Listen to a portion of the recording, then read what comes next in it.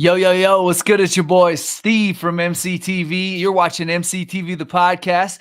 And today's extra special guest is Loess Hills. What's happening, fellas? Hey, hey, What's hey. going on? How you doing? Bro, I'm super excited to have you guys with me. Yeah, this is going to be awesome. Let's go ahead and start with the introductions for people that don't know who you guys are. We'll just start with Tanner first, and then we'll just kind of work our way around. And let's talk about the group, and then we'll just get into what you guys got cracking. Okay, cool. Yeah. My name's Tanner. I have gone by Random Tanner for probably a decade, and then before that, I went by the stage name Skis. Yeah, and now we're here, Loess Hills. Hell yeah! And What's going on? I'm Alex. I was a prior American Idol contestant, been a singer-songwriter, acoustic musician for 15 plus years. The Loess Hills members that aren't here with us today, Ro Pesci, Smoke Rodriguez, Travis Ray, but we're here. We're excited. Yeah. Hell yeah! I'm super excited to have you guys. I just had to have that other headphone in for a quick minute, double check the audio. Yeah. So let's talk Loess Hills. How did you guys come up with the name, and what was the inspiration? So when we were coming up with names, we had a list of 50, 75 names, and they were all terrible. So we just started Googling. I'm like, all right, let's try and tie this back home to where we're from, at least Midwest centric. So I started looking up famous streets, famous places, famous land formations, anything. And Loess Hills popped up. And I'm like, well, that sounds pretty cool. So I sent it to the group, and Tanner was like, let's sleep on it, but I think that one might be all right. And the next day he messaged, he's like, yo, no, that's it. No, that's the one we're going to go with. And then I probably already had a logo by the time everybody was awake, and I was like, this is it.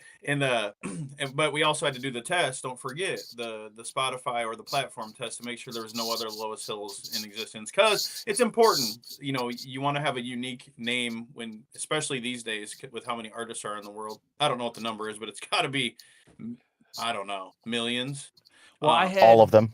I had a battle rapper on the other day from Des Moines, Ryan Nixon, and we were looking at how many videos YouTube gets a day, and I want to say it was like 2.6 million or something like that. Good God. Yeah, and so you got to figure that's a lot of content coming out. That's a lot of names, titles, different things. So without a doubt, I mean, you definitely gotta kind of keep an eye on, especially for copyrights and different things that you want to do in the future, you know, with the band. Yeah, it's tough though. It's hard to like create a brand or a name for something because it's so simple, but it's not at all, you know? So yeah, for sure. Okay, so when did you guys kind of form the group? And I guess we already went over the members. So yeah, when did you guys kind of get together? So it was probably end of October last year. Me and Ro, we got in the studio. We hadn't did music for a couple of years prior to we were just kind of I did it for so long. I'm on year 20 right now, but which is crazy. That's probably explains the gray hairs underneath this hat. But anyways, so we kind of took breaks, and we were like, yeah, I'm cool with just not doing music. But I hit him up. I'm like, let's just see what happens. Like, the studio's in the house, just come over. Let's just see if we still got some juice. And it was like great. And then we ended up hitting Alex up, and we're like, hey, come over. So it was like it was actually probably about a year ago today. I mean, it's got to be give or take a couple days. And he came over. We wrote a song called Cowgirls For Life, and we were just gonna do the song. Like, that was just me and Ro didn't really know what we were gonna do with it. And then and we were like sitting here, the song was going so good, and we all like, well, I like turned and looked at him, I'm like, we should like make this a thing, like a thing, you know. So yeah, and then we kind of just took it from there and went in the fast lane. That's dope. Yeah, because none of us had ever done country, and Tanner's like, oh, I just want to do something different. He's like, let's try country, and Ro's like, all right, I guess. Like, he wasn't all the way in, but yeah, when that first song hit in the studio, where it's like, this is awesome. Like, holy cow, not expecting it at all. That's dope as hell. Okay, so I know Tanner from the hip hop scene, and I've known him for a long time from different shows in Des Moines and around the state, I guess, basically. Have you been in the hip hop scene for a while, Alex? For me, no. As far as hip hop goes, anything related to hip hop was only ever with Tanner. Whenever he'd hit me up and be like, hey, let's do a song, or I'd hop on one of his shows to do the songs with him. But outside of that, I had never done hip hop.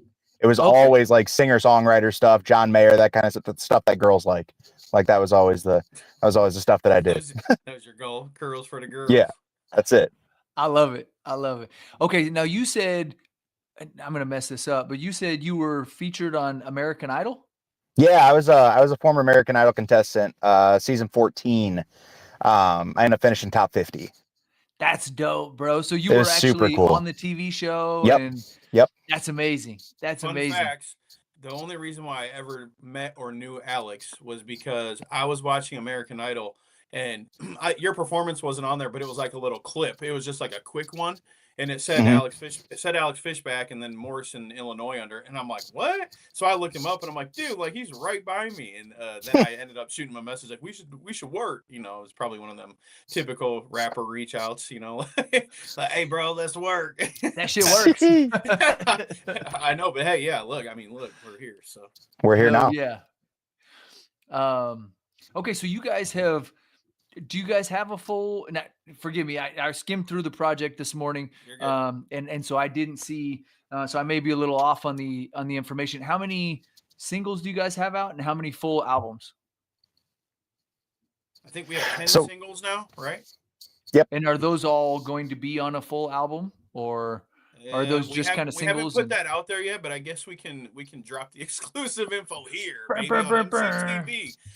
But yeah, me and Alex and Ro, we've kind of discussed it, and so our goal was let's drop a song and a music video each month for this whole year, because we kind of had to hurry up and catch up. We wanted to get some music out so we could start doing shows. We didn't want to wait too long and kind of have the fire simmer down a little bit. So we're just like, let's just, put it in overdrive and go full throttle. And so that's what we've did. We've actually kept up.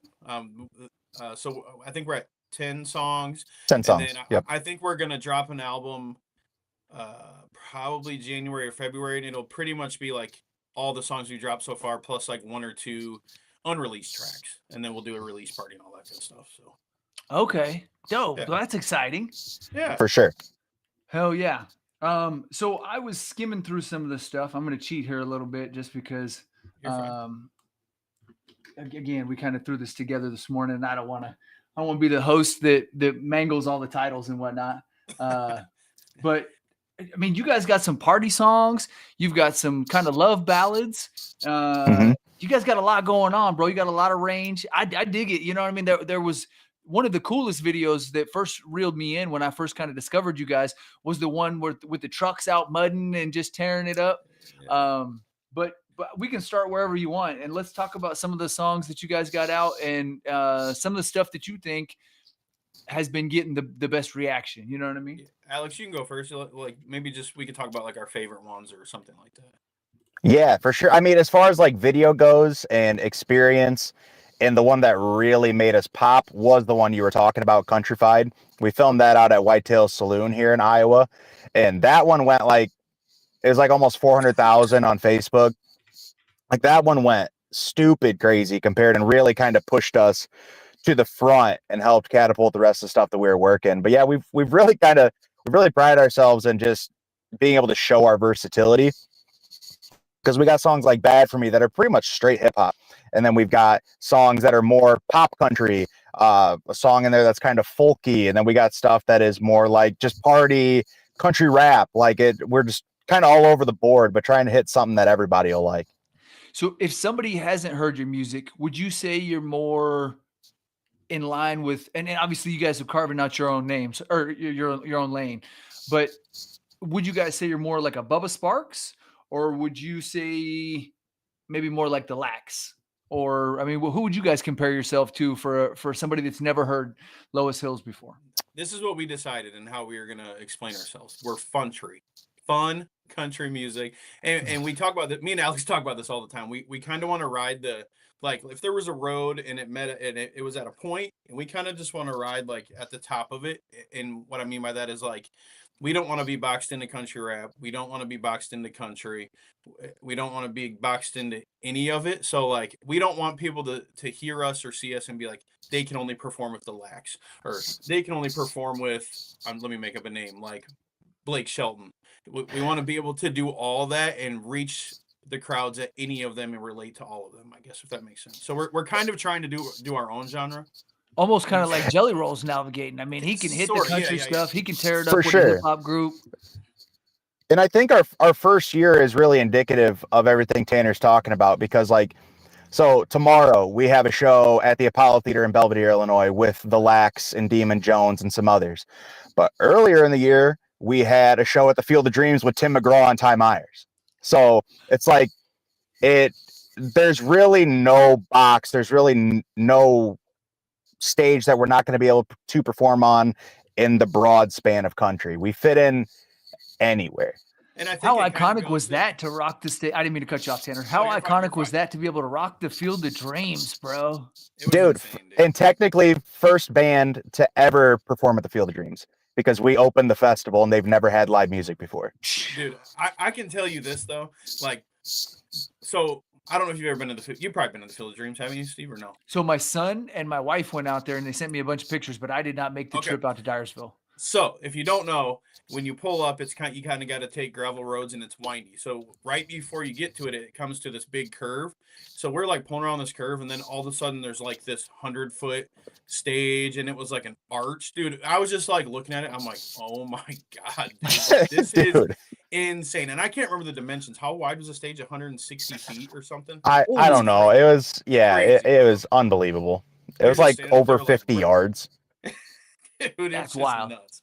Yeah. So well, and they were just recently acquired, I think, a while back. I think the original company held on to it for X number of years, and then somebody else recently bought it and kind of infused a bunch of capital into it and bought, or they put a bunch of money into it, and then they're going to bring the MLB back in, and they're supposed to be doing some more games upcoming in 2026. And Frank Thomas, from the White Sox back in the day, he was a part owner too. I think there's multiples, but yeah, it's pretty cool. They're kind of commercializing it, and there's a lot of people I see on social media that are mad about it and saying they're taking the magic away. But I can just tell you quickly, I was there in 2011 because the first mixtape I ever dropped as Skis, it was called The Field of Dreams with the Z on it. So it's kind of a full circle cool moment. But when I was there and I took some pictures there for that mixtape, I was literally the only person there. Like, it was just kind of, at that point, the movie was filmed in 1989, 2011. It's just, the fire died anyways. Sure. So I think it's a great idea to commercialize it like what they're doing. Because now, like,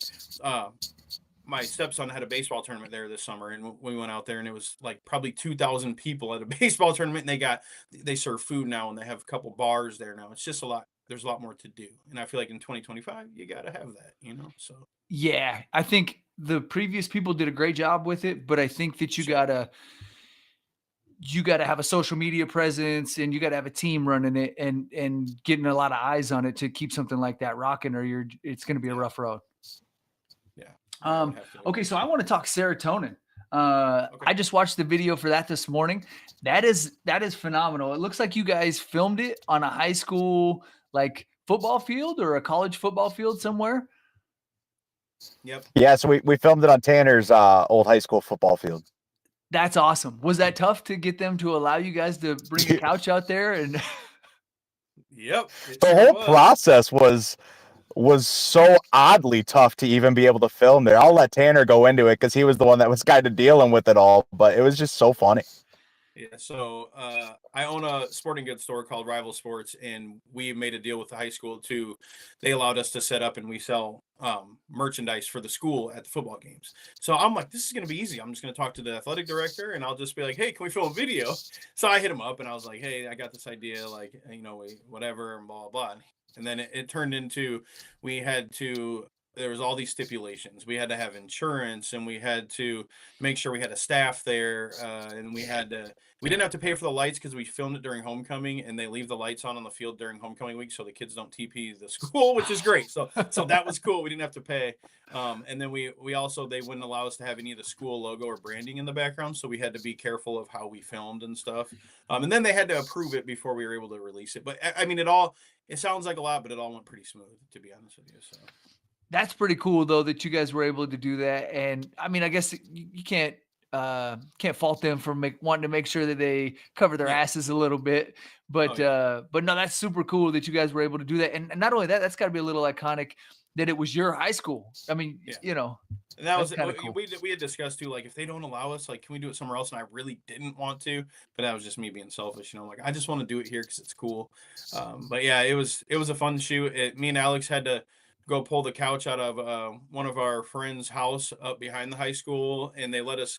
Oh, lost Alex. But so we we moved it out of their house, and it was terrible to move out. There's a hide-a-bed in the couch, so it's like 8 trillion pounds, and we had to flip it up on its side and like push it out the door, and then we had to carry it like so. Where we set the couch up on the music video, it was on the opposite end of the field of where we had to bring it in at. So it was literally like we were like dying. I'm like, dude, I didn't know we were gonna get a workout. Right. Okay, so Tanner, it looks like we lost Alex for a quick minute. But if he got a phone The call, entire 100 yards. Oh, he might have been. He must have been. It was unreal. We lost you, and you just popped back in, and you're just talking about 100 yards. Did a full David Blaine. It's like, haha, I was here the whole time. That's right.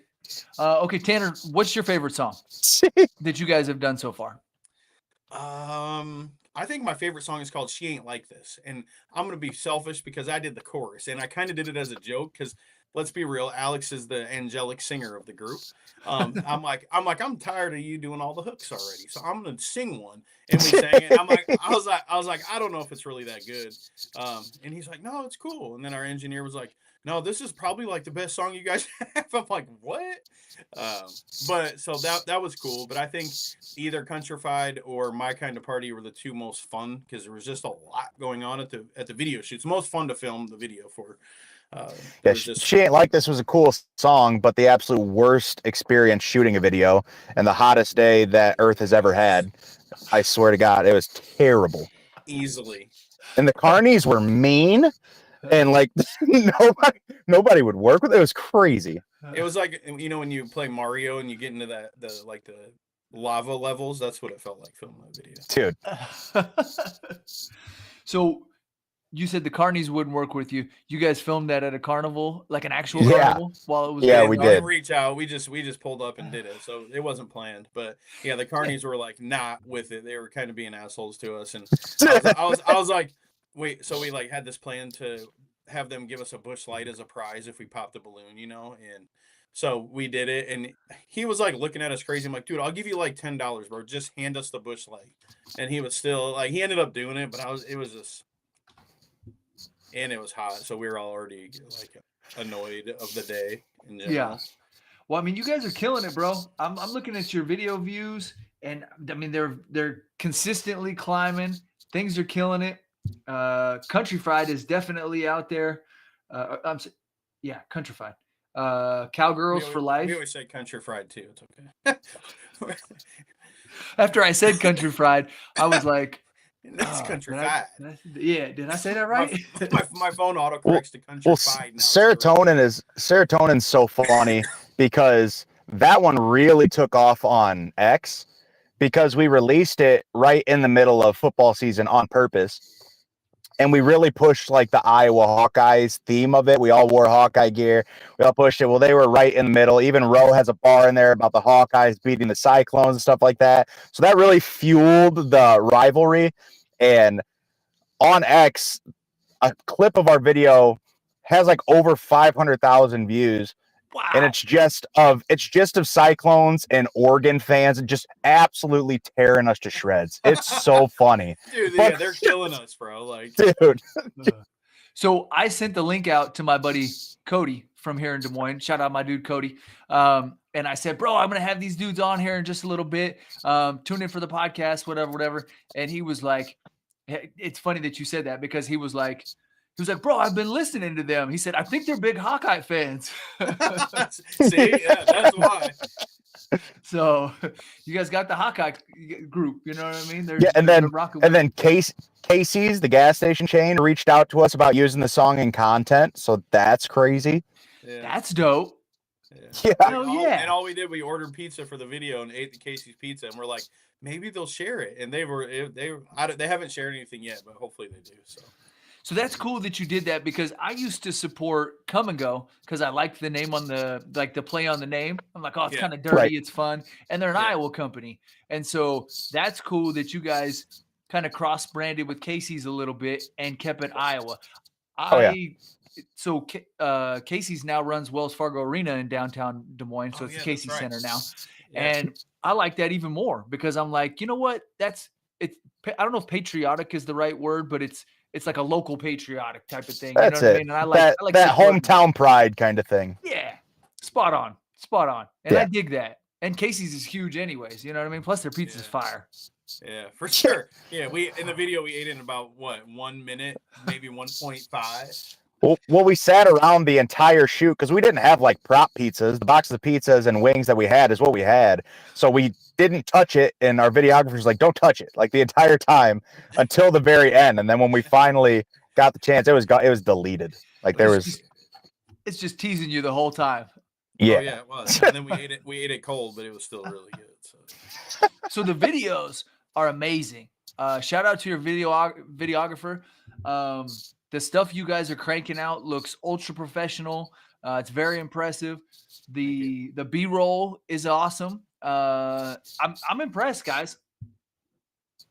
Appreciate you. That's Joe Gibbs with White Pigeon Creative. He's the best in the game. He's truly unbelievable. Hell yeah. So are you guys? It seems like you guys are kind of dropping a video for pretty much every song that you've done. Am I close on that? So far, you're correct. Yes. Are you guys going to try and continue that momentum? I think so. We kind of talk about it. I think we might take like a month off just to get that album, like we were talking about earlier, together, and we're gonna probably film extra content just with everything we've already released so far to make it fresh again. Just do some new reels and clips and all that good stuff. And then we already have, how many did we filmed a video last night actually for our next song. Nice. But so we were all talking last night, and I think we have 6 new songs that we've started. Yeah, we got 6 new ones that we've kind of in like the last 2 weeks that we've started recording. One of them's pretty much done with the writing and recording, and then the other ones are, I would say, The hooks are done. They just got put in the oven. That's what I would say. Mm-hmm. I like that. That. You guys got a lot of momentum right now. Oh, so you guys rock the Field of Dreams. You said you got a show coming up tomorrow. Are you guys planning for any big tours? Can we talk about that? So not necessarily planning on it, but would love to. We're always in contact with as many people as possible, trying to get on as many shows as possible. We haven't necessarily talked about a tour yet, but we're not ruling anything out at this point. Just kind of, like you said, just trying to ride the wave and see where the momentum can take us, and not taking our foot off the gas, and making sure that we are capitalizing it as much as possible and pushing as hard as we can. Well, and we are going into the kind of slower season for touring a little bit, just because it's going to get colder in the Midwest. East and West Coast portions can still keep rocking a little bit, but nobody wants to travel through the Midwest when it's -20 and shit. You know what I mean? Out here, like, right. People dread that on a touring. Well, and I've noticed this too, just from kind of not necessarily genre swapping, but pretty much, is the country genre books way more in advance than rap ever did. So like we've already like missed some windows of trying to be a part of things for next summer. You know, I'm like, dude, like, but I think it's just this thing where like all these festivals want to book these artists, so it's like each year it gets earlier and earlier, so because they want to lock them in for their festival. You know what I mean? So it's tough, and I mean, but we're just in the past, actually, like this morning and yesterday, and then even a little bit the day before, we've gotten hit up by multiple people wanting to book us in 2026, which is awesome, dude. Yeah. Like, and it's some pretty cool events too. So I'm stoked about that. That's awesome. Yeah. Yeah, you know what I mean? Like, and it's weird because hip hop will do a pop-up show, but I do feel like you're 100% right. Like for state fairs and different things that country music's affiliated with. I grew up in Wyoming, so I'm kind of used to, you know what I mean? Cheyenne Frontier Days and stuff like that, when they announce the bands on things like that, or the Wild Rodeo or whatever, you know what I mean? Sturgis used to, Oh yeah. you'd get a lot of that stuff where I lived at in Wyoming, because I was like 4 hours away from Rapid City. And so a lot of that stuff would filter out and you would get notification way earlier. Whereas like I'm tapped in on the hip hop scene and you might get a 90-day, maybe 45-day or 30-day notification about a show. Like, damn, I didn't even see that coming. Right. I mean, some of the bigger artists obviously will do it way more in advance because they have to. But yeah, it was just, we could like see a show and want to open that was like in 2 weeks. But yeah, sure. Like that was just how it used to go. And now it's a little different. But yeah, I mean, shoot, now some of the bigger festivals that we hit up, they're like for 2026 summer, we're like, hey, we'd love to get on. They're like, oh, I'm sorry, our booking closed in like March of 2025. And it's like, what? Jesus. Wow. All right. Yeah.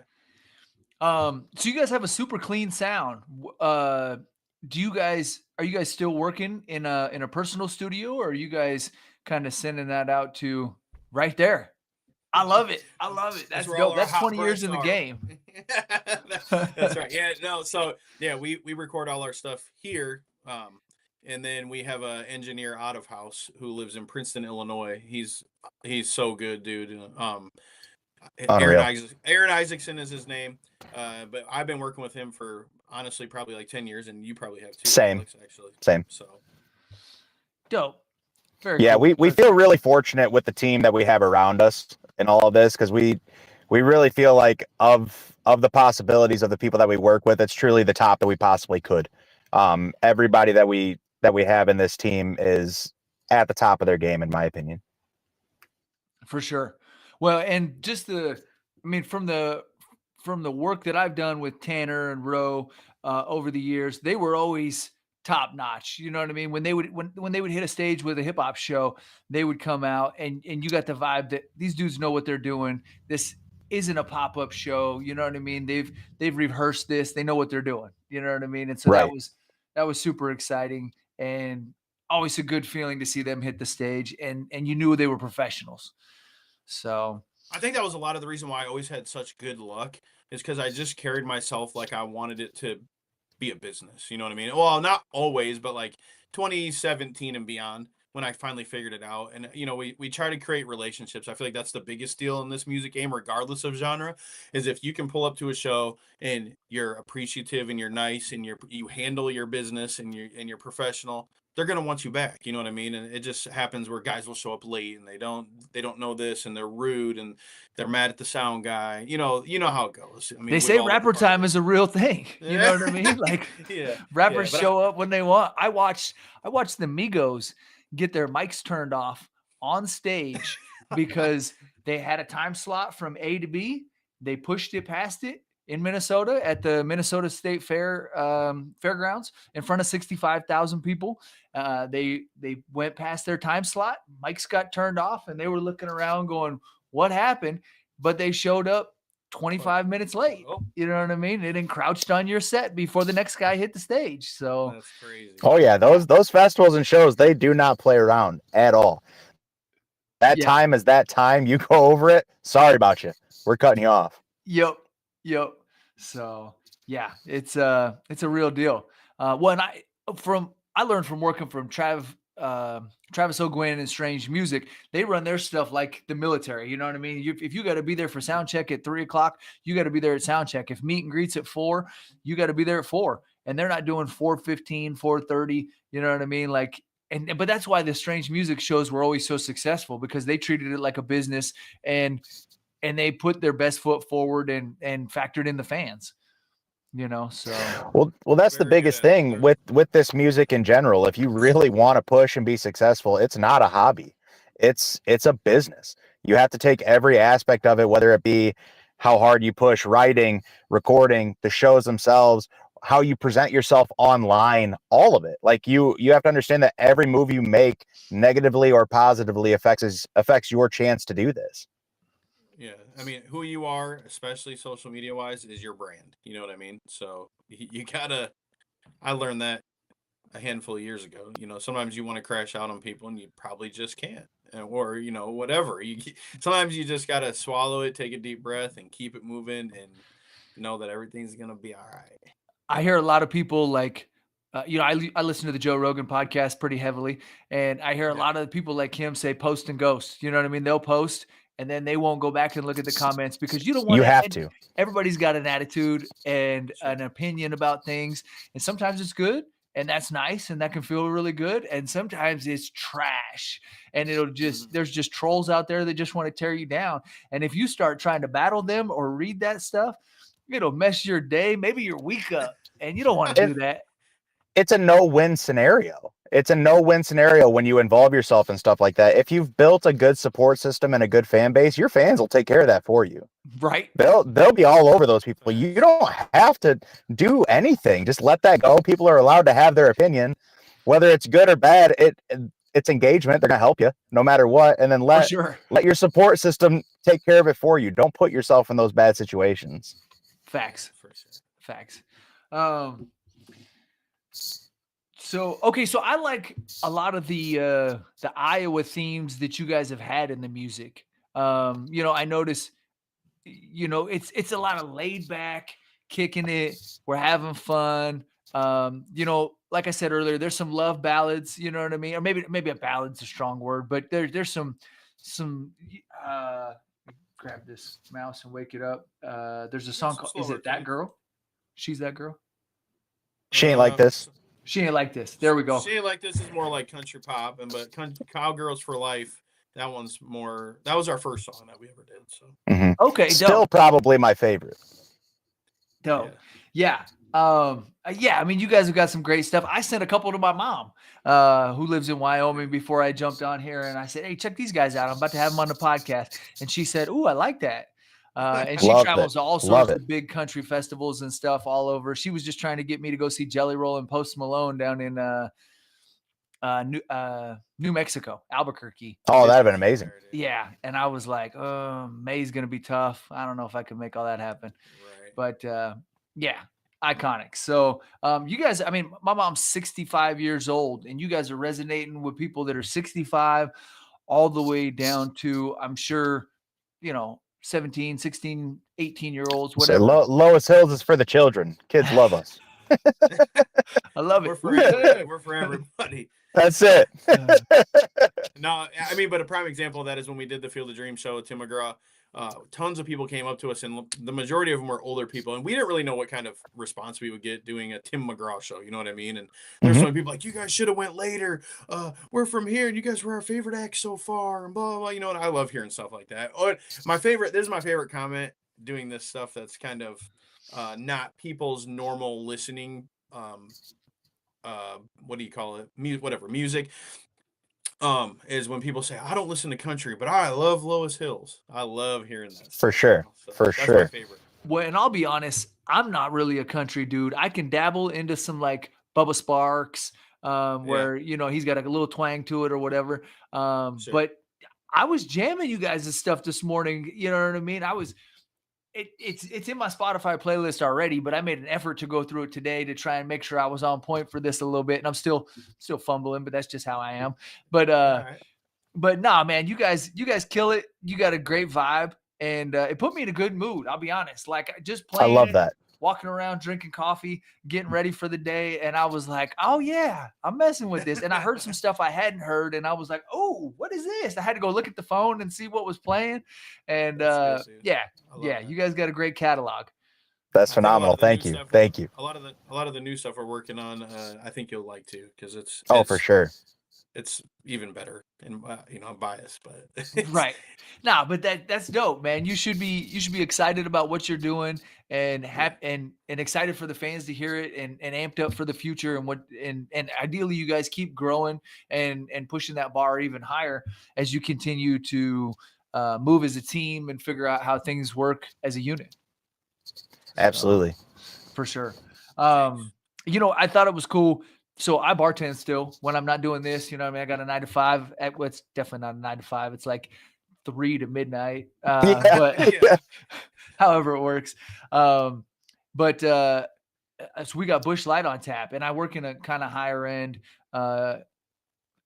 hotel bar, and but Busch Light is on tap, and sometimes people will come in and they'll go, oh wow, you guys have Busch Light on tap. And I'm like, yeah, it's the highest beer selling by volume in the state of Iowa. And I thought it was Oh, cool yeah. that you guys shouted out a couple times too, because that is Iowa. I mean, and I think I think a kid from Iowa State got sponsored by Busch Light or something a couple years ago. They need to sponsor us is what needs to happen. There we go. There we go. There's an opportunity here, Busch Light. Yeah. See? St. Louis. We have Iowa, a Midwest. big blow up Busch Light can that we have on stage with us. Yes. Branding. I love it. Yeah. No, that's very cool. I won't keep you guys a whole bunch longer. I want to know what are we thinking for the future? Like, obviously you got new stuff in the studio that you're working on. You got new stuff that you're getting ready to release, I'm sure. What can we see on the horizon for Loess Hills? Hopefully, and this is just fingers crossed that we're booked up a lot in the summer. We want to stay busy in the summer. This past year though, we recorded all of this stuff early and then kind of just stopped and started doing shows. And our goal that we just talked about it yesterday. Our goal for this year is kind of just not stop writing and recording, just keep the creative juices flowing and growing. And that way I think we're going to continue to make better and better music and have more of an option to perform, because right now we have to perform every song that we've released. And it's not, some of it is like it was cool, it's a good song, but it'd be cool if we had more of a diverse situation to pick from at certain shows and stuff like that. So really it's just, we want to end up being on a tour, we want to perform a lot, we want to continue to put out more music and just link with as much media and people that are supporting us that we can support as well. So that's the main goal for me anyways. No, I think you nailed it. Yeah. Well, and I think, I interviewed, this is more of a hip hop idea, I guess, but I think it translates across the board. I interviewed Big Scoop from Strange Music a while back, and we were talking, this was several years ago, but I think it stands true even more today. He said the stuff we put out on YouTube and Spotify and stuff doesn't really pay the bills. Artists get, pennies on the dollar for what that is, but that creates the fan base and that gives them the reason to show up to a show. And the show is where we really get to attempt to make our money. We can sell some merch, but you can, especially for a big festival, you can cross promote to, somebody shows up to see Tim McGraw, had no idea who you are or who these other guys are. And then they go, oh my God, everybody on this show was phenomenal. And now I'm going to go and check out their music and I'm going to grab some merch. And it just kind of brings it full circle. So the show is an integral part of, you can't just be a studio musician. You got to be out there performing for sure. Yeah, my mantra for sure is if you want 10,000 fans, you gotta shake 10,000 hands. Like you have to be out there. You got to be out there grinding and letting people see you, meet you, talk to you, fall in love with you as a person, and just have the good music be a perk.